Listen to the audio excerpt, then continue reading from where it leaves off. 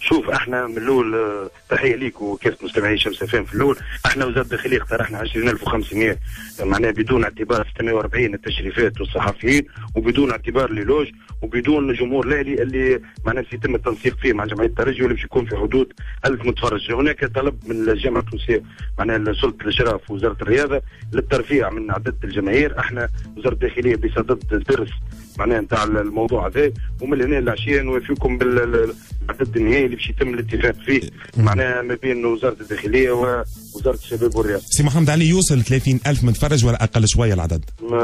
تقريبا باش نزيدوا شويه، مش باش يوصل للعدد هذاك، اما مازلنا احنا ما نجموش نعطيو حتى عدد تو، خاطر احنا مازلنا في صدد الدرس.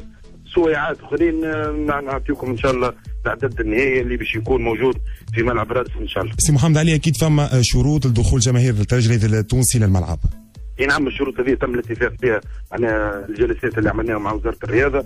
معناها هذا يتعلق سواء بالماتش نتاع الترجي ولا الجوله الاولى اللي باش تنطلق معناها ان شاء الله نهار السبت ولا حد ذا. هي معناها يكون معناها بالنسبه للماتش نتاع الترجي يكون بالتذاكر معناها هو السن 20 سنه، وبالنسبه للماتشوات نتاع الجوله الاولى بالاشتراكات ومصحوبه ببطاقه تعريف، والسن ما يقلش تحت 20 سنه. وتم بالنسبه معناها الملاعب اللي باش تحتضن الجوله الاولى اللي تكون هي فيها شهاده صلاحيه، وتم تحديد طاقه استيعاب معينه، وتم معناها موجوده في الجرايد كل اللي موجوده اليوم اللي صدرت اليوم. هذيك هي ما يكون كان الاشتراكات والسن فوق 20 سنه.